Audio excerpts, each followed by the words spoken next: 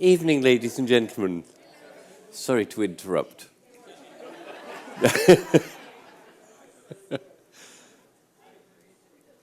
Thank you so much for coming along this evening. Can you hear me okay? Do wave if I'm not. Thank you so much for coming along this evening. This evening I'm going to try and describe a little bit of history and a bit of first-hand experience of dog driving here in Antarctica, which has sadly had its day. You know, that era has gone.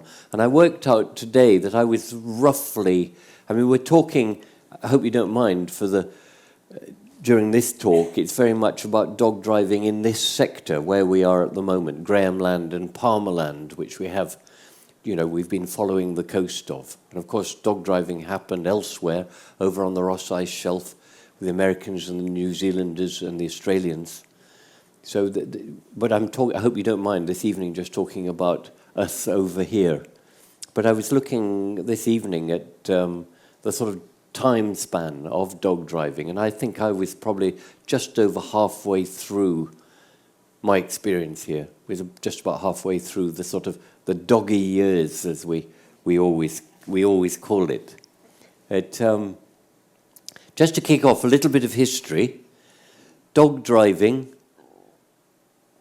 the birth of dog driving was in the Arctic, of course, and we all know that. The Inuit were Stone Age methods. They had their igloos, stone and snow. They travelled the coastline with their sledges and their dogs. They fed on seal for dog and man, seal pelts to make their clothes out of, seal blubber to make the stoves to cook on. So just sort of suited and adapted to life in a polar climate. So that's where it all came from. And just a little picture. I showed this picture the other day, but it's rather nice. Inuit. They tended to travel on the coastline, and as I gave in the talk last night, we had to adapt ways from the Inuit way to be able to sledge inland into the inner ice on Greenland and the Antarctic. But, they were fantastic dog drivers. They tended to drive with what's called a fan trace. And that's you've got your sledge, and you've got lots of bits of rope of the same length with the dogs on there. And it's great for sea ice travel, sort of tabletop flat or reasonably flat ice. And the dogs, it's nice, it's sort of sociable, and it's good for them. We didn't actually use that method. I've driven them that way. You get what's called the fan or the modified fan. The modified fan is where you have them like that, but on slightly different lengths of rope. And you do that just because sometimes some of the dogs don't get on with each other, and it's better to keep them apart slightly. And of course, they were used for polar bear hunting. And that was one of first and foremost, they were pulling the sledges for the Inuit, but they did use them for the hunting of polar bear. And these are not my photographs, I must make clear, but some more recent photographs. But then they sometimes do get on with dogs. And certainly my experience up in the Arctic, up in Svalbard, we had so many bears came by, and they'd go to the dog pens, and the dogs would be leaping up into the air, bouncing off the end of the chains, these sort of tiny little dogs. Sort of something like, I'm guessing here, probably about 35, 40 kilo of dog bouncing against just short of a ton of polar bear. And the dog's really trying it on. But then sometimes they get on, just extraordinary. Carnivore to carnivore. What is it that they just get on? It's wonderful. Some people in the Arctic do use dogs penned outside their tent as a polar bear guard. And it's not a good idea, because you can take a dog which on one day will bounce off the end of its chain and bark and bark and bark at a polar bear. And the next day, for some reason, it just doesn't bother. They just don't seem. So it's not the most reliable, but people still use it. Outside their tent, they have a dog tethered, which is supposed to let them know, but it's not altogether reliable. So just a little bit more history here. The first dogs to be used here in Antarctica were by the British Antarctic expedition 1898 rather, to 1900. And it was led by a wonderful Norwegian by Carsten Borchgrevink. And it was called the Southern Cross Expedition. And it really should have its place. You know, we talk about Amundsen, Scott and Shackleton in the heroic era. And actually this one really should have had its place. They used dogs for the first time. They didn't make huge distances, but nonetheless they cut the teeth, so to speak, of travel in the Antarctic. And then, of course, later on, well, not long after the 1900s, Roald Amundsen, who, you know, we know that story, who was the professional, did it with such professionalism, just knew how to drive dogs, set off from the Bay of Wales with 52 dogs, returned with only 17 because he culled dog and fed dog to dog. But he got to the South Pole, arrived home, nobody had lost weight, dog or man hadn't lost weight, and they were all in good health. And then over here we have a picture from the Shackleton expedition. And they've taken that photograph. It's actually the smallest man and the bigger dog. So it's Hussey with Samson, the dog. But it's a lovely picture. And as I said, we're going to talk, if that's all right, about the British Antarctic Survey use of dogs here in Grahamland and Palmerland, in the area that we are at the moment. And we used dogs from 1945 through to 1994. And after a slow start, as I said the other night, with using ponies, pulling sledges, using motorized toboggans, which really, were just sort of prototypes that didn't work terribly well. When we set about it in 1945, thank goodness we'd learnt our ways by that time. And that was an evolution from a lovely man called Gino Watkins, who sledged in Greenland, and then sadly he was killed in Greenland, but his team members came down here. And when we were at Wordie Hut, we talked about the British Grahamland expedition led by an Australian called John Rymel. And they evolved the really good dog sledging methods and travel methods, which we still use to this day. What you do at the end of the day, one man's an inside man, one's an outside man in the tent, who ties down the sledges, who puts the emergency stuff over there, puts up the radio aerial. It's all sort of a system. And on bases, there's a sort of little system there of gash days when you do the washing up and having a special meal on a Saturday evening. And all these things were just sort of set in stone by that expedition in 1935 and picked up in 1945 with the dogs that we used. And there's a lovely little monument now in Cambridge in the UK to recognise all those dog teams that were used by the British Antarctic Survey. And here the names, some lovely names up and down on this list here. Wonderful dogs. It was extraordinary what they did. The stations down here would have, not all of them, but some of them had up to 150 dogs on each base. And each base was doing anything up to 30,000 miles in a season. Typically a mountaineer guide with one team and a scientist with another team, and they'd leave base in September and return in March. And long sledge journeys, just colossal, and managed to map these areas. So we look out of the peninsula here, a great man called Wally Herbert, who I'm just going to come to in a moment. He travels from Esperanza on the north end of the peninsula, and the most difficult bit of plateau to map. There's a bit there called the catwalk. They now call it the waste, I think, but we always used to call it the catwalk. Really difficult parts of the Antarctic to map. And then he went on to map with the New Zealanders a huge area of the Transantarctic Mountains. But, the sort of expertise, the standard of dog driving was absolutely, brilliant.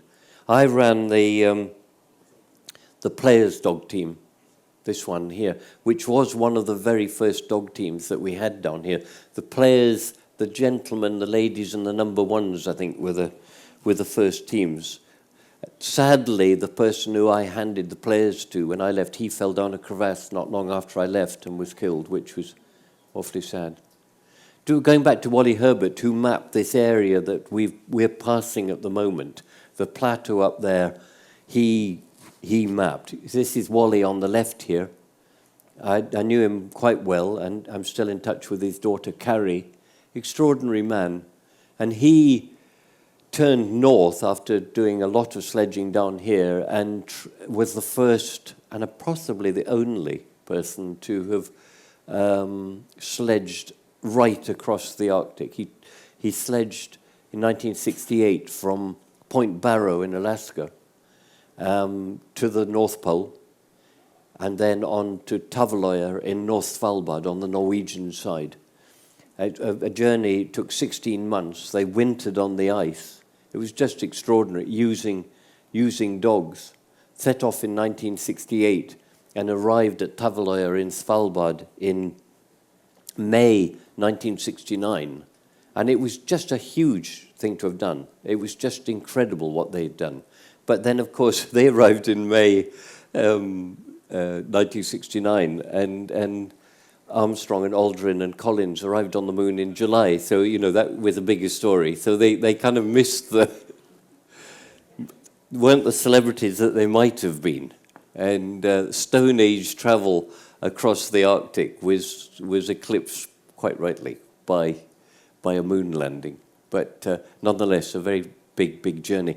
Over on the right there is one of his dogs that made that crossing, and he's called Senup.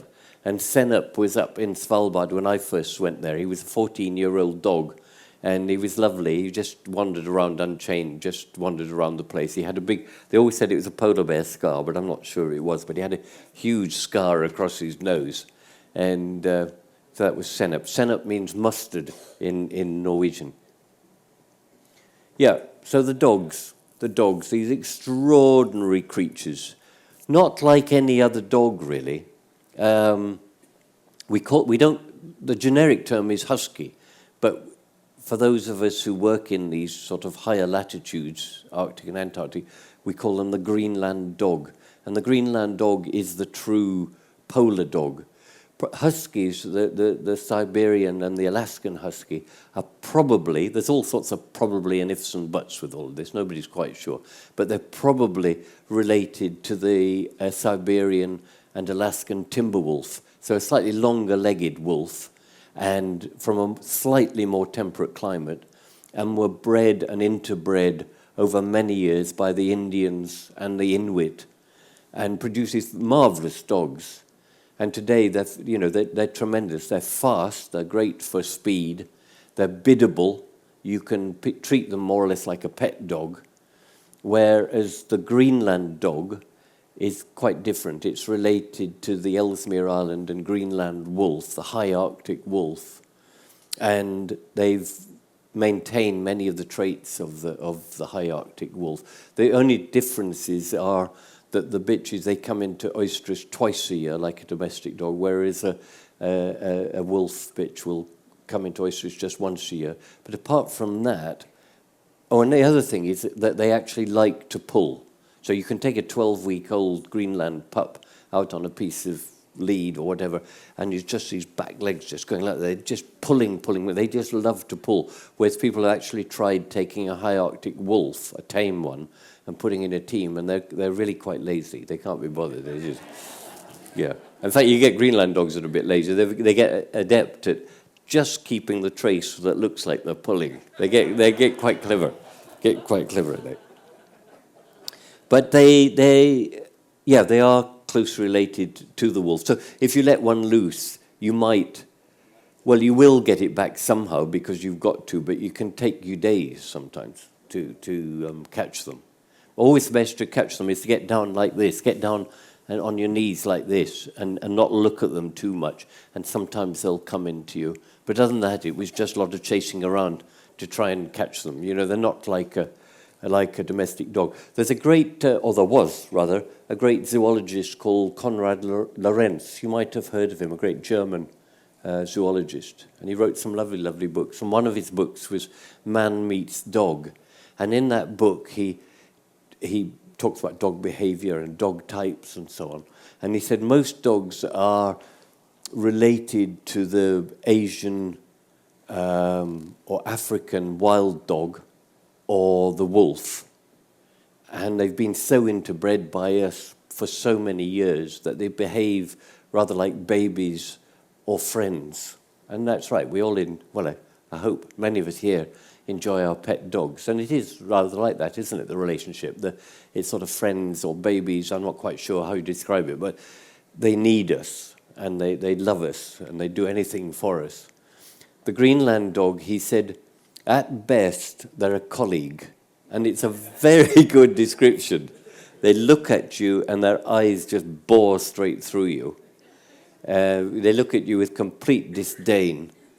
And you can go along with them, but only if they like you. Only if you kind of, they don't really. And they've got their own social order. And on your head be it if you try and interfere too much. It's really fascinating. So you go with them and you train them to an extent, the sort of thing you want. And they're very affectionate. They're very affectionate, but they beat each other up and can kill each other. If one's on a chain and the other can get hold of it, they'll rip the intestines out of it and kill it. If they don't like the look of that dog, if it's further or lower down the pecking order or further up the pecking order, and that dog wants to go further up the pecking order and in the social order, they're really quite brutal. But thankfully, very kind to us, except for my lead dog who used to bite people. And one time he got hold of a fellow by his arm like this, and he was hitting him over the head with a bucket, and he still wouldn't leave go. So he was a bit aggressive, but normally they're not. They're very fine. That's very quite typical, this one here, right foreground. He just look at you and just looks at you with total disdain. I am equipped for living in this climate and you're not. I think that's what they're saying, and he's absolutely right. But they're marvelous. They work, they just love to pull. But you have to learn how to live and work with them. There are some dog drivers who, sadly, would basically beat them.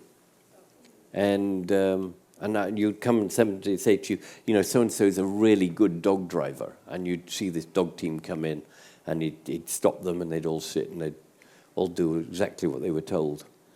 And then you'd ask about the mileages that they're gaining. And you'd think, well, wait a minute, great dogs, but they don't sound like they're doing very good mileage, sort of really lackluster dogs. So you'd go over and then look over these dogs, really lovely dogs, and get hold of their ears, and, as you do with the dog.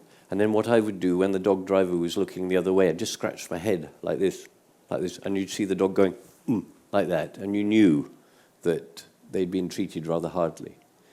So most people don't do that, but it's a real cheap way and nasty way to drive a dog team, is just to sort of be brutal with them. And there was a sort of slightly macho thing at one time that's how you treat dogs. And I had the opposite view. I always looked at them rather like soldiers, ultimately being asked to do the most awful thing, to fight, to kill perhaps, and do the most awful thing on our behalf. And a bit like dogs, they were pulling in awful cold. They lived outside all the time. We didn't feed them very much. They pulled these heavy loads with huge enthusiasm. And it was almost that sort of fighting spirit that made them do it. So I always sort of felt that, when they had a big scrap and beat each other up, well, so be it. They need to do it. It's almost in their makeup. So when I used to discipline them, I used to take somebody, if they were fighting and that sort of thing, I'd take the dog out, and rather than giving it a beating up, I used to get it by the muzzle, and we call it blowing a raspberry. Do you use the same expression? Down their nose like that, and it would be so embarrassing for the dog. They'd go off, and they really didn't like it at all. And the other one was, If one was being really infuriating and just playing up and being a nuisance and fighting and being really aggressive, was the other words. And I'm not very big, as you can see, but you get this hulking great dog, you know, 100-pound dog, and pick it up under the chest and pick it up like this, and it's 4 feet sticking forwards like that, and then just spin round with them a few times and put them down, and they'd look at you like, you know, once the feet off the ground, that's it, you're in charge. But that's all the sort of things that were needed. I mean, you'd use a soft bit of rope when it was the two dogs that, if it was getting very bloody and, you know, it was getting dangerous, you'd use a soft bit of backsplice rope, but very carefully. You know, they're magnificent. They're most lovely, lovely creatures. You have the king dog within a team, going back to the wolf idea, within the pack or the team that you have together, usually 9 dogs. I run 9, sometimes up to 14, but usually 9 dogs. That's the standard. They choose the king dog, and he's a big brute who will beat up the rest. And this was my lead dog. He was really lean, he's lean because he's fit, but he was an absolute brute for, look at that tongue. I mean, he would really go for any of the other dogs just to assert his authority on the rest of the dogs. So I would have to run him off the cow catcher, which is the looped bit of wood at the front of a sled, and keep him very close to that, so that if he was having a go at one of the other dogs, I could put the brakes on or put an anchor in and stop him going in and attacking one of the other dogs. He was a total brute. I mean, he was a nice chap, but he was a bit of a brute. And just to sort of illustrate, I mean, they really do, when they're not the right way out, they do fight sometimes, and that usually when a fight broke out, and you could be going along and just sledging along and just thinking everything's tickety-boo and you're having a great day and it's nice weather and everything's going great, and then suddenly Athos, who wants to go further up the pile than Suka, and he'll just try it on, and bang, they suddenly start fighting, and you think, oh, for goodness sake. It doesn't happen often, but it just every now and again.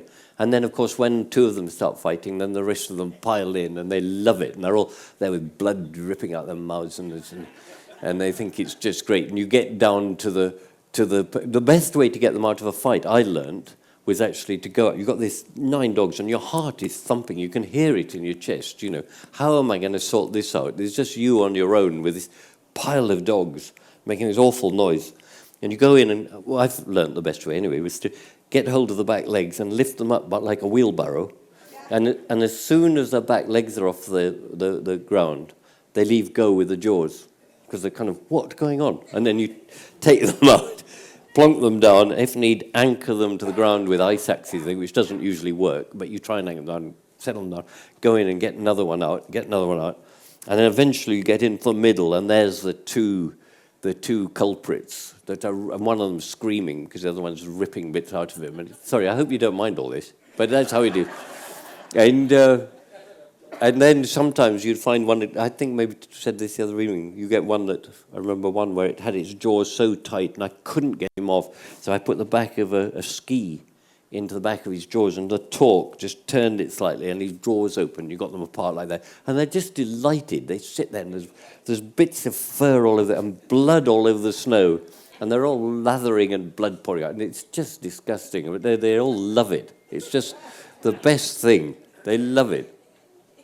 And then in the evening, you'd have to do the patching up, and I think I described this the other day, where you take the dog with the big tear. It might be a sort of tin lid off the top of the nose, or a great flap here, or bits that are sort of coming off. And we'd get the tent ready, and then I'd take the vet bag and get out the acetylpromazine and fill the syringe. I can't quite remember what it was, something like 10 mil or something of acetylpromazine. And then you'd put the syringe with the needle into your thermos flask, which you usually had your hot blackcurrant juice in for lunch on the sledging day, and you'd put this in so it didn't freeze in the needle when you went out to the dog. So you put it in the thermos flask and then go out and find this poor dog with all the tears in it and slap this acetylpromazine into a back leg and then go back into the tent and clear the sledge boxes and make an area for the dog. And then you go out half an hour later and the poor dog will be quite woofy and wheezy and sedated, and drag the dog in through the tent door, and the other fellow would sit on top of the dog like this, and I would drip some xylocaine around the wound and perhaps inject a little bit just to local anaesthetic, and then whapping great stitches just to pull it all together, and a little bit of antiseptic powder on top. But because they were sedated, they got cold, so we'd keep them in the tent overnight. Excuse me, if I think I did tell the story the night, so apologies. So you'd leave the dog by the door, get into your sleeping bag. There you'd had your pan of ice on the cooker and your little matchbox and your candle and everything ready. Alarm clock ready to give you the call in the morning. If it was winter travel, it was going to be dark in the morning anyway, so you needed the alarm clock. And but usually what would happen in the middle of the night, the dog would wake up. The drug had worked its way off, and they just wanted to play. And you'd have this dog going round and round the tent and stuff everywhere. And I think I told you the other night, one of them, I remember he's called Lego, just over the top of me, thumping my chest like this. And I got hold of his ears and played round with him in the dark. But they cause absolute chaos. But lovely, lovely creatures. But they do love to fight, and they need to fight. You know, it's sort of part of the social order I mean, you can, and I did experiments in Norway. I trained Greenland dogs in Norway for an expedition. We were going to try and do Amundsen's route from Bay of Whales to the South Pole and return. Sadly, it didn't work out, but I spent quite a lot of time in Norway and drove around Norway picking up some really fine Greenland. Finding a true Greenland dog now is quite difficult because such a lot of them have got other breeds bred into them to make them more biddable. But finding Greenland dogs, and then built 7 separate pens and kept them chained in there. And then I worked on the social order just to try and get them. So we built up 2 teams that would actually live together without being chained and weren't. I mean, they still fought every now and again, but I was full of holes. I was always going to the local hospital with holes in me, and they're a bit like bullet holes, sort of like this. And I don't know if anybody's been bitten by a dog, but you don't notice at first. You're sort of aware of this sort of clamp sort of feeling on your leg or your hand or your arm or something. And then you take your trousers down and there's these sort of bullet holes in your skin. And they're always pretty apologetic. That's the other thing. Sometimes I remember a dog would tear into you and then come round and lean against you and look up at you like this. I didn't mean to do it. I thought it was another dog. They were very, very apologetic, which was nice. And then you've got the lead dog, and this is a very different. So we've got the king dog, who is the brute, who's sort of top of the pile, and then there's a pecking order from the king dog down the social order, down to some gibbering dog at the bottom of the pile who has permanent diarrhea, the poor things. I mean, they have a horrible time. But there has to be one, and you're very protective of the one at the bottom of the pile. You have to really look after them because they do have a bad time. But then you have the lead dog, and that's me with my lead dog, Giles. I had other lead dogs, but he was particularly good. Mostly lead dogs are... By lead dog, that's the one right out front, who's the bright dog who's going to steer and do all these other things. And usually they are the female, much brighter, much can multitask, all these things which the male dogs are sometimes a little bit more single-minded. But the great thing with Giles was in a strong wind, going into a strong wind or into deep soft snow, he didn't get discouraged when sometimes the bitches got lost in deep snow or just strong winds they weren't quite so keen about. But Giles was good in that respect. So look at my windproof trousers with patches all over them. You can see that's probably dogs scratching holes in them. But marvellous dog. So we build up quite a close relationship with the lead dog and spoil them a bit and you need them, and in many ways they need you as well. And when you're building up a team, one of the first things you do is you take them out what's called a basket sledge, just a little short sledge. And you take out and you put what you might think be the back pair or middle pair, but you put 2 dogs that match and take them out just walking around in front of a sledge or running around. And then you stop, no, and you get them to stop. And then sit, and then you wait. And to begin with, they, after a while, get bored, and they, like a lot of domestic dogs, they want to come towards you.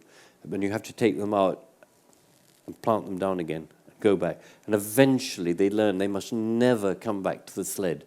Because if you can imagine, you get dogs coming back to the sled, you've got a tangle of bits of rope, which is a bit of a nuisance, but also just a mess, and more likely to fight as well if they concertina into each other. And so it's really important with the lead dog that the dog stays way out front. So I used to take Giles down on the sea ice when we went out, just run around on the sea ice, shouting commands to him and exaggerating commands, and I'm getting him to sit, and then I'd try and pull him in on the rope, and he'd just sit there, and he wouldn't budge. He was absolutely brilliant. So if we were out and a dog fell down a crevasse, he would anchor the front, and I would anchor the back, and it would be fine. So when the dogs fell down a hole, they make a tiny little hole when a dog goes through a hole. It's extraordinary, just like a little rabbit hole. They're huge dogs, and they just sort of and disappear down this little hole. And you'd see them, maybe 2 or 3, just pop, pop, pop. And Giles would hold the front, and I'd put some anchors in at the back. And then I'd go down the side of the sledge with an ice axe, probing like that, find the trace, put it between my legs, and walk along probing till I found the edge of the crevasse. You could feel it going through. And then I'd smash away at it until I made a hole. And you'd look down in, and you'd see this great blue walls, this abyss, and these dogs like this, with keeping the paws down. We always used a tight harness for crevassed areas. You had a sort of sea ice harnesses which were loose, and tighter ones for crevasse wear. And they'd be spinning around like this. Pretty, look a bit like. But what was quite funny was it was sometimes 2 dogs that didn't like each other, and they'd pendulum towards each other. And when they came close, they go, rah, rah, rah, rah, and so you'd be shouting down the hole, telling them to belt up and behave themselves. And you'd pull them out, and they'd just, shake themselves, and you'd sort it all out and keep going. But Giles was, a good lead dog. And the commands, if I wanted Giles to go to the left, I'd shout, Giles, like that. And if I wanted him to go to the right, I'd shout, oak, oak, oak, Giles, oak, Giles. And he was good at it. He exaggerated it when you were out on a piece of rope. And then when you were out on a journey, he got the idea. But some days you'd be out and it would be, lovely fine day. And I was relaxed because there was no crevassing around, or didn't appear to be anyway. And we'd probably add another mile or 2 that day because he would be zigzagging, because he would turn off as well. And we'd sort of zigzag, and I'm sure we added on a lot of distance. But then, maybe the next day, we'd be into poor visibility, almost whiteout conditions where you can't see very much, or there might be crevassing. And he knew when I was nervous, really serious. And his ears would come together. The lovely, the Greenland dog, big domed head, and the little ears on the either side, way over. There's this big top to the head. But the ears would come together in the middle of the head. These 2 little triangles right up on the top of the head. He was really concentrating. And I could just say, Ira, a bit, Giles, Ira, a little bit. And he'd come round, a degree or 2 degrees, 3 degrees, and so on. And he knew when I was nervous. They sometimes say that dogs can sense crevassing, and I don't think they can. But I think they do sense when the dog driver isn't quite sure of what's going on. So he's marvellous dog. That was me and Giles there. That was about minus 38. We went down to minus 48 on that trip. Or might have been more. The thermometer dropped off at minus 48.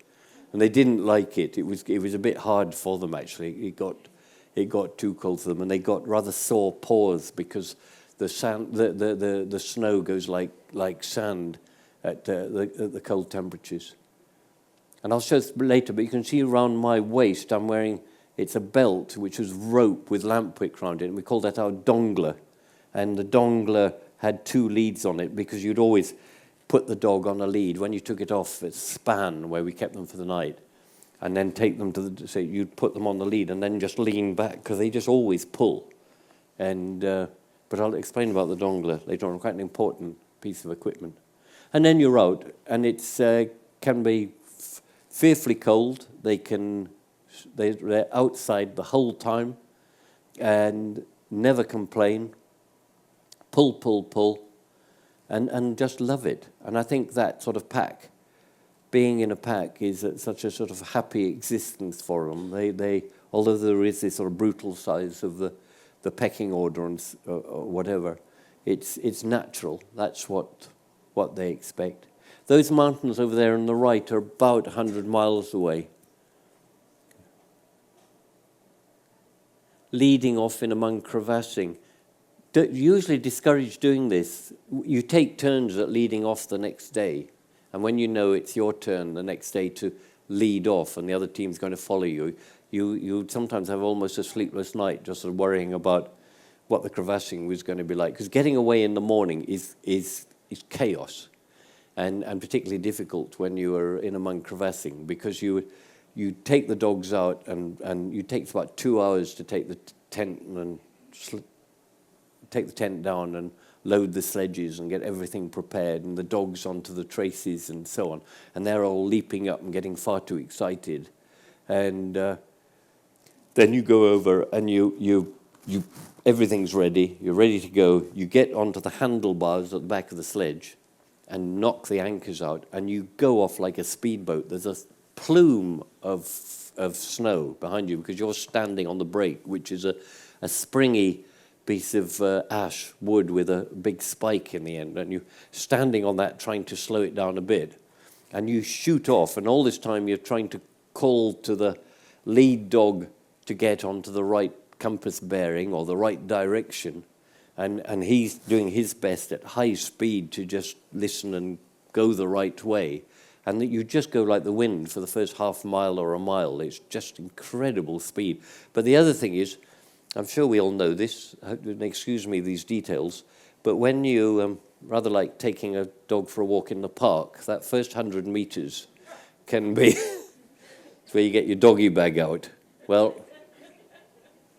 when you've got 9 dogs going at whatever it is, 20 miles an hour or whatever it is, it's quite difficult. And you're standing on the brake just to try and help them so that they can perform at high speed, pulling along, and the trace is over the top of the head, and they're being dragged along like this, trying to do a poo.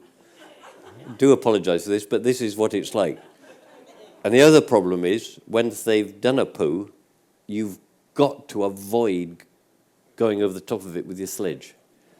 So you get on the sledge runner like this, hold on the handlebar, and you're out like this, trying to skew the sledge, leaning over like a sailing on a trapeze to try and get the sledge to skew slightly to go around the poo. And if you don't, and you hit it, it's disaster. Because eventually, that after the first mile, when they've all slowed down, you have to peg them down. The other fellow who's leading the other team might be a mile away or 2 miles away in the distance. You know, you split up. And if you have to do it on your own, you have to peg it all out, get the dogs settled down, then you have to unload the whole load. So it's at least a half an hour's work, unlashing and getting all the sledge load off, and then turning the sledge over, and then you have a square of formica or melamine resin to scrape the frozen bits off the bottom of the sledge runner, because it's rather like barnacles on the bottom of a boat. You know, you're going to slow down. You're going to lose a few miles that day if you don't clean the runners. Trouble is, you could do all that, and then they go another mile or so, and it does it again. It's really infuriating. But anyway, first 2 hours can be quite difficult when you're sailing, and it is very like sailing, actually. I always think of it going out with a dog team.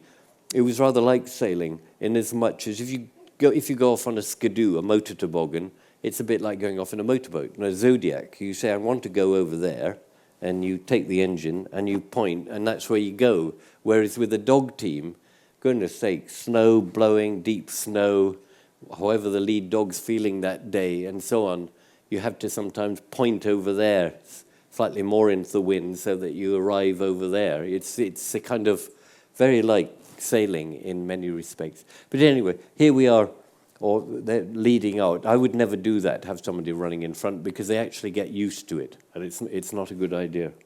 And normally we were just two people on this particular journey. Two of us dog drivers took two other people out just for a very short, it was about a 10-day trip, just to get an idea of what it was like. This is this thing where I was telling you about the dongler. So you've got this rope belt and lamp wick around here, and then that goes, you can just see there, and it's a loop round the handlebar there. And the reason for having that on is that when you're going along, particularly if you're on skis beside the sledge, you'd be shooting along or even running or pushing the sledge, which you do quite a lot of.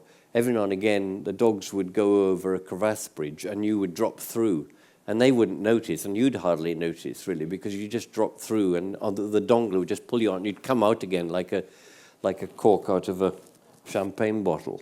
So it was very useful. And then you have this. Oh, sorry, not good at this, am I? My apologies. Let's see if we can just get to that one again. On the here, you've got your skis on top of the sledge, and when the going was good, you would take one ski off and drop it on the snow, and it just had a leather loop on the top, and you just kick your foot into it, and then drop the other one on the snow, and kick your other foot into it, and then you, on your dongler and another bit of rope from the front of the sledge, you could actually ski alongside. But if you wanted to get the mileage in a day, you wouldn't do that. Much of the time you might, if it's bad going, deep soft snow, you'd be actually head down and just pushing the sledge. On the Grahamland side, where we are now, we would work on, when you were planning a journey, you would work on an 8-mile a day average, which doesn't sound much, does it? On a really, really good day, you might hit 30 miles in a day, but quite often it would be, 4 miles perhaps in really difficult conditions. So, but the average was 8 a day. On the Ross Sea side, over McMurdo and Scott Base and Mawson and so on, they could work on an average of 12 miles a day because they were mostly on ice shelf traveling over there. And just some pictures of out on the ice. That's going into deep, soft snow. I think I told that story the other day where the dogs, we were going about 3 or 4 sledge lengths before it stopped each time. And I was getting exhausted pushing. And we were making it was like trying to dig yourself out of a bowl of sugar, really. We were sort of, just everything you try to move, it just seemed to disappear into it again. And I had in the sledge bag, I had a tube of Rolos, which are a nice sweet. They're chocolate with toffee inside. But it was it was all frozen, so it was one sort of bar of this stuff. And with the big sledging mitts, I couldn't get the sweets out, so I just shoved the whole lot straight in my mouth. And the dogs eventually stopped because all they could hear me say, "Good dog." This is Twiggy. Every hour you would try and stop for about 5 minutes. Sometimes we didn't if the going was good. There's a lovely dog called Twiggy. You can see this hole here where he shoved his face down into it. And that's he was lovely. He only had half a tail. And he lost the other half in a fight. And he was very sweet. You go up to him and he'd come over to you and lean against you like this, lean very heavily. And when you walked away, he fell over. He wasn't very good at it. He was ever so sweet, Twiggy. And then you've got the tent and the camp, the traditional polar pyramid tent, wonderful design. When the wind blows, it actually pushes the tent down into the ground, and you pitch the thing and then dig snow onto the valance all round, and you span out the dogs. You have to do that, otherwise they'll fight. So you have the night traces that are spanned out, and then you go out and feed them. And this actually isn't a dog pemmican, but it might as well be. I haven't got a photograph of the block, but it's more or less exactly the same size, a 1 pound block of dog pemmican. And there was a lot of research went into trying to find a sledging ration for dogs, and there was some veterinary surgeons Taylor, Bosselman, and others who produced scientific papers on the very subject. It was really difficult to find something that would go through them, stop in the stomach, and they'd actually digest it without them having stomach problems. And they came up with this recipe, and it was actually very, very good. So on the first day out, you would feed them 1 pound block of pemmican, and then on the second day, another pound block of pemmican, and on the third day, 2 pounds. And that worked out at an average of 3,300 calories a day, and that worked really, really well. But I think, as I said the other day, one of the things that I really regret not having tried was dog sledging in Norway after having been in the Antarctic and up in Svalbard, learnt from the Norwegians the importance of hydration. And extraordinary, we just didn't give it a thought. It was just taken for granted that Antarctic sledge dogs eat the snow. But of course it's not enough. We know ourselves, if you're thirsty, eating snow doesn't suffice. And learnt in Norway that if you take the hair just by the collar of a dog, of the sledge dog, and lift it up and let go, if the hair settles down again, it's probably hydrated. And if it stays up like a sort of wire brush, then it's not. And it must be said, and their urine looked like a sort of rather cheap whiskey, rather sort of orangey urine, and again an indicator that they were dehydrated. So we worked on a ration of 1 pint of paraffin a day for 2 people, dog sledging, or whatever sledging, skidoo or dog. And I've always wondered if we'd up that by another 25%, and then, which would be more weight on the sledge, but it would have been worth it just maybe to make a pan of slush even, or water, just to take round and give the dogs a bit more. We might have got more mileage, but certainly the dogs would have been happier. So the dogs seem very happy, but hydration is something which we should have attended to. And there they were, out there. Once they'd had their piece of block of pemmican, they'd settle down for the night, and we'd be in the tent and get ready for our night as well. And it could blow like stink sometimes, but very cozy in the tent. And that piece of equipment, most used piece of equipment in the whole of the Antarctic, a shovel. There's lots of fancy bits of equipment, but that's certainly the most useful one. And the dogs, there they are, this spindrift, the surface snow blowing. I wish you could just hear that. It makes a lovely noise sometimes in the cold. It sounds like grain slushing, running out of a silo. Lovely sort of rushing noise. It's a lovely, lovely noise. And there we are, getting deeper and deeper under the snow. You can see a little dog over here, look. Just showing there. And you can see on the tent as well, you get a wind scoop round one side. So the wind's blowing towards the tent here, and then it's deep snow on this side. So we spend a lot of time digging the snow. The dog's getting deeper and deeper. So what we used to do was, they loved to sing. And on the station, we had 40 dogs. And every now and again, particularly in the evening, they'd all have a sing-song. And it was a beautiful wolf song. The dogs singing their bit, the bitches coming in, and they build up this most gorgeous, gorgeous song. Really lovely to listen to, all these wolf songs, 40 of them. But what we never understood, and I don't think anybody understands how it happens, they were on a huge area, the dogs, all spanned out, and they would stop just like that, almost like they had a conductor. They'd start singing bit by bit, come up to this crescendo, and then choof, and they'd stop. We learned in tents, this is a bit lazy and a bit naughty, but if the dogs were getting snowed under outside the tent, whoever was the outside man would have to tog up, and which took quite a while to do. Get out your sleeping bag, get all togged up, and go out and go around and dig each dog out, just to check they didn't get too covered in snow and get suffocated. But we used to cheat sometimes, and we'd just sit up in our sleeping bags and go, hoo, hoo, like this. And then, of course, you'd hear them singing back, and then you'd wait. And when you heard this real crescendo going, you knew they were all standing up, and they'd all cleared themselves of snow. But wasn't very kind, really, because they got a bit cold as well. But it got them clear of snow. And here we are on base. That's just in dim light there, and then in 24 hours sunshine, all spanned out.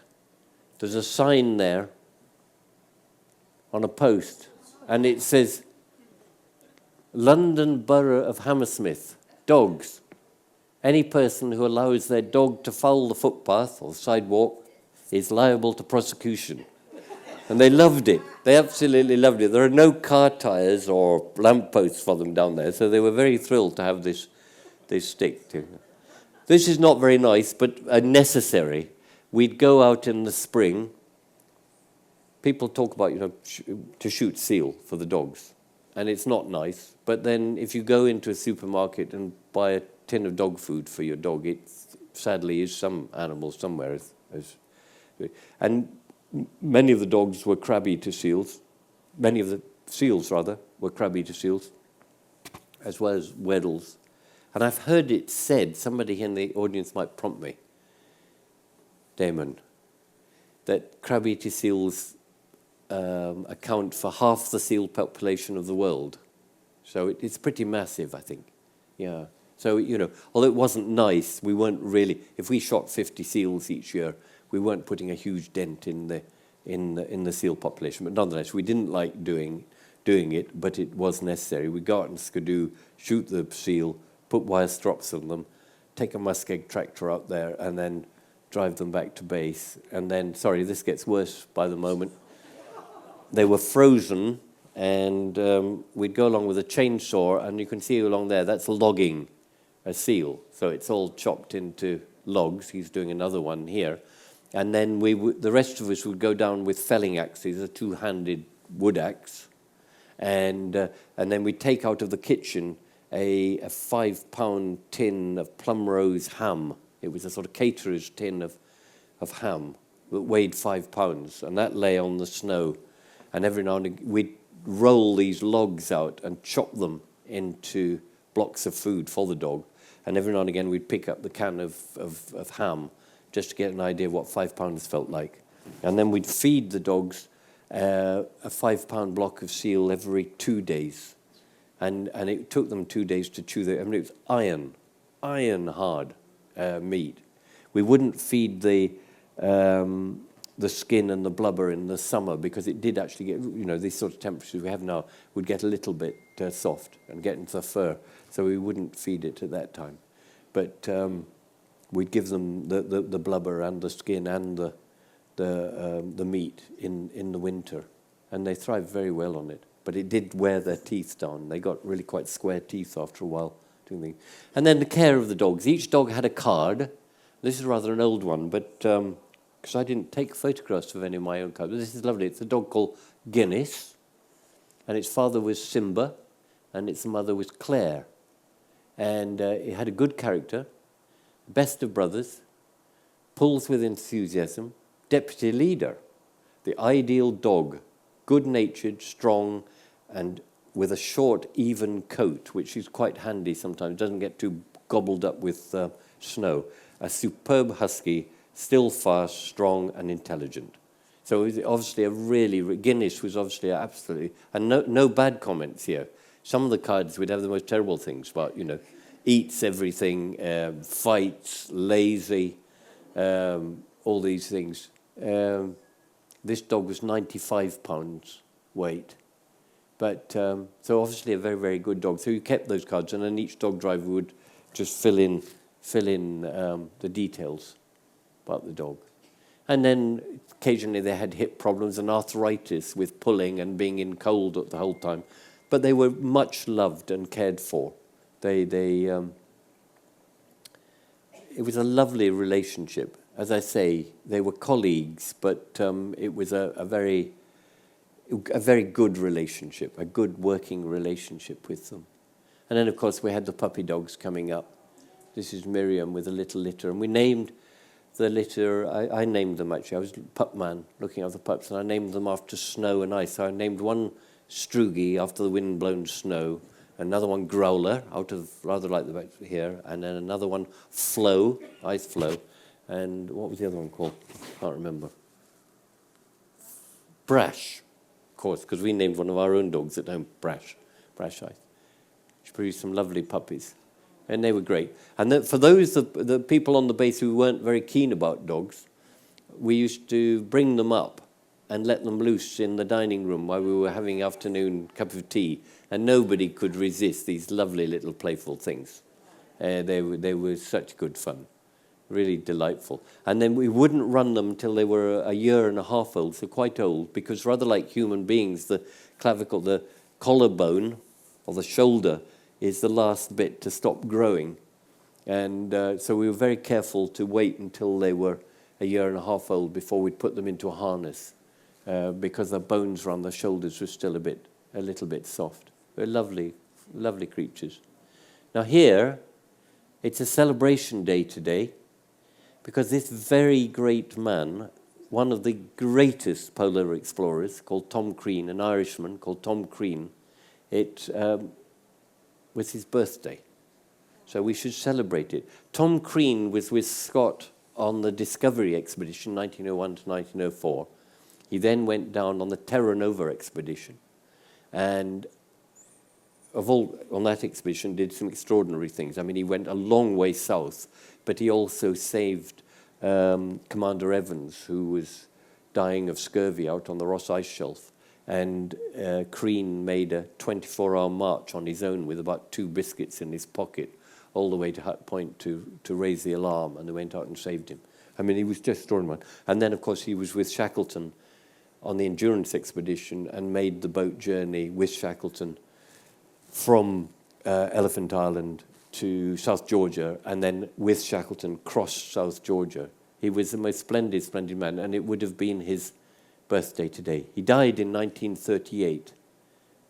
Really wonderful. And if ever you go to Ireland, try and go. When he gave up polar work, he opened a little pub in a lovely little village called Anascol, near Dingle, near Tralee. And it's called the South Pole Inn. And I do recommend you go there. It's just so sweet. It's lovely. And there's a lovely little statue of him just over the road. It's a tiny little village, but a very, very great man. And then back just to some of the bits that go with the dogs. The Nansen sledge, of course, which I've talked about in other things. Fridtjof Nansen, 1888, first crossing of Greenland, came up with this design, and we use the very same design to this day. And then, this is a picture of me, summertime dog sledging. It's not the full team. I'd lent 2 dogs to another people. I was just out for the day on a nice warm summer's day, still sea ice, and probably about -5, but because the sea's frozen, it's not warm. So we were out today, and what was it, -1, -2, I'm not quite sure what it was today. But because you've got a sea breeze, it's cold. It really is cold. Once the sea's frozen, it is so much warmer. When you're in these places and the sea ice breaks up, you immediately start to feel the cold because the humidity goes up and so on.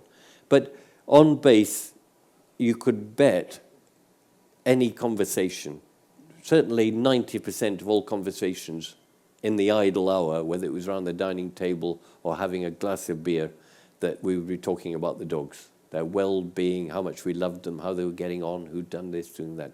They were just, a joy, absolute joy. Sadly, their day was over. The sledge dogs were removed in 1994.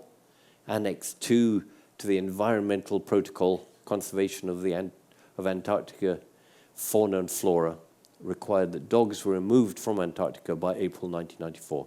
This ban was introduced because of concern that dogs might introduce disease and disturb or attack wildlife. But to be honest, they'd had their day. When I first went south in 1975, people who did go out on skidoos, we would put a spare skidoo, a spare engine on the sledge. They were pretty unreliable. Where by 1994 they were very reliable, and the dogs had really had their day. So they did great things, and that was the end of their long and wonderful chapter. Thank you.